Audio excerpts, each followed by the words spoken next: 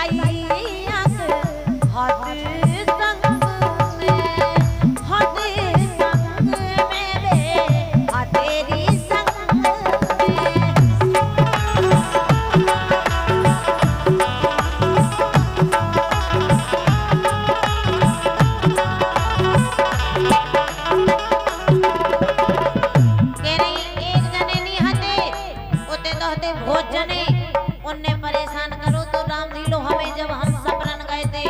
ऐसे एक नई कैयक हाथे संग में, हाथे संग में वे हाथेरी संग में, हाथे संग में, हाथे संग में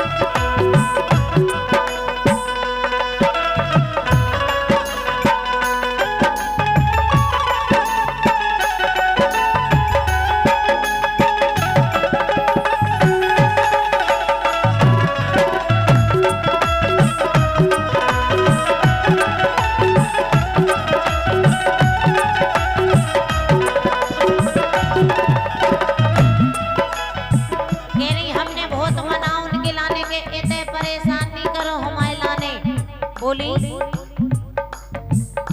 हमने कही घरे आ जाइया, हमने कही थी घरे आ जाइया, हमने कही थी घरे आ जाइया,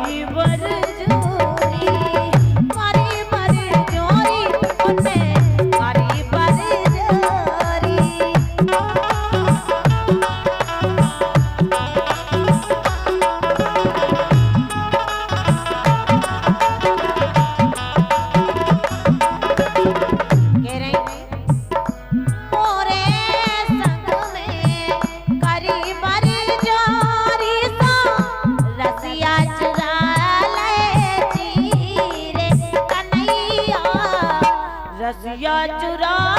ले धीरे कन्हैया मोरे छेके जमुने के तीर छेके जमुने के तीर कन्हैया मोरे छेके जमुने के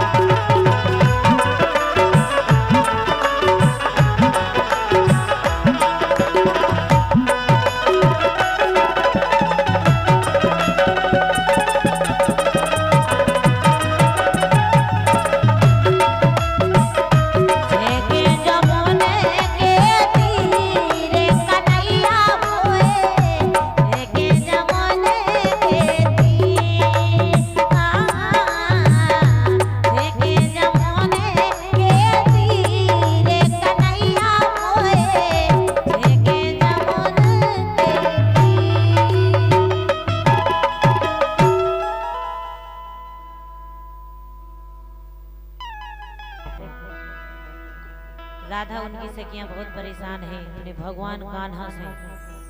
वो कह रही है कि मिल जावे बड़ी भारी कन्हैया प्यारी बोल रही है कि क्या बताएं बहन कान्हा की माँ इतने परेशान है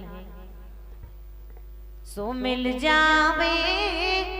बड़ी भोर कन्हैया प्यारे मिल जावे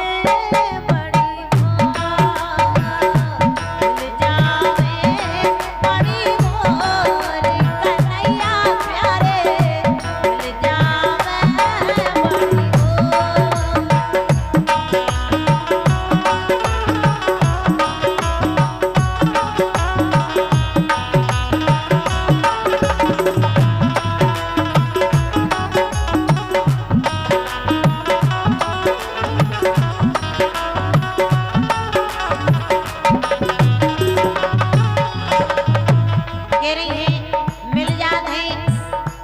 परेशान कैसो करत है कह रही केले चलत पर नारी छेड़े केले चलत पर नारी छेड़े केले चलत पर नारी छेड़े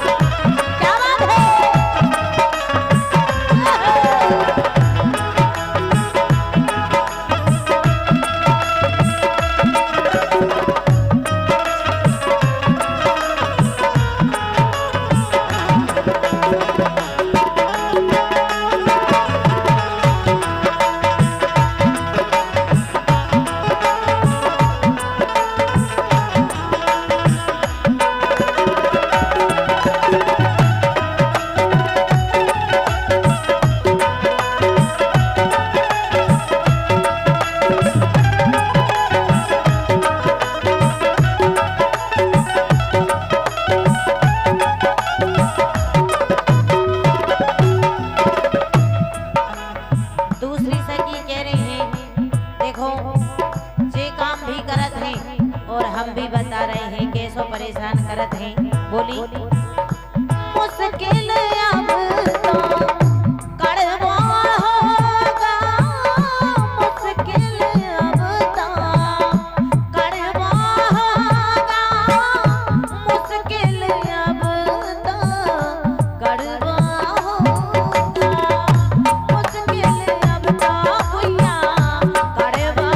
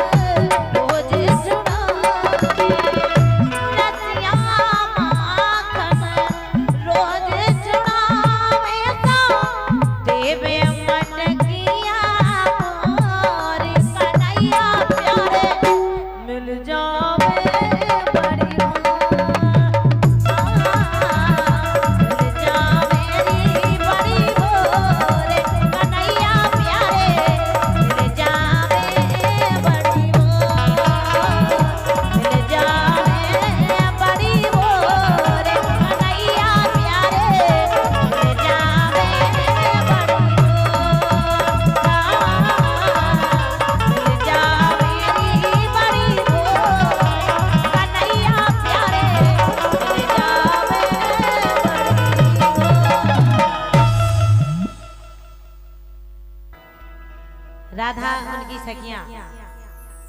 वो जब भगवान कान्हा के लाने मना मना के हार गई है तो आपस में चर्चा कर रही है। बोली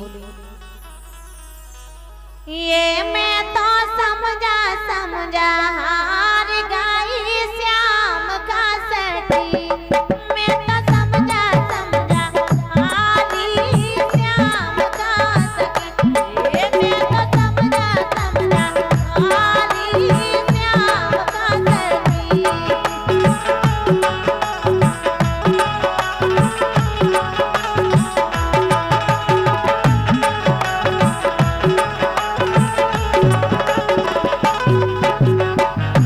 कह रही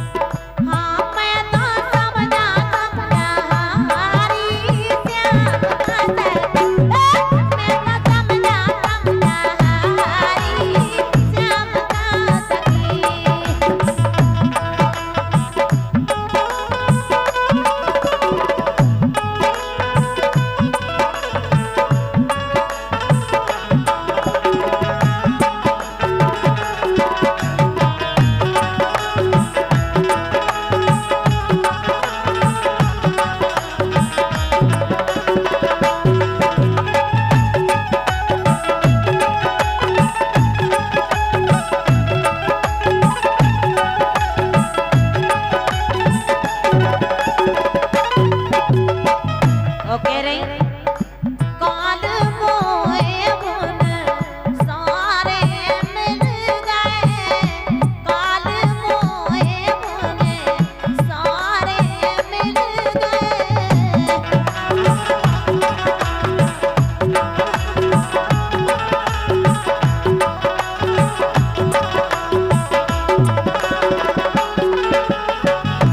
काल मोए मुन सारे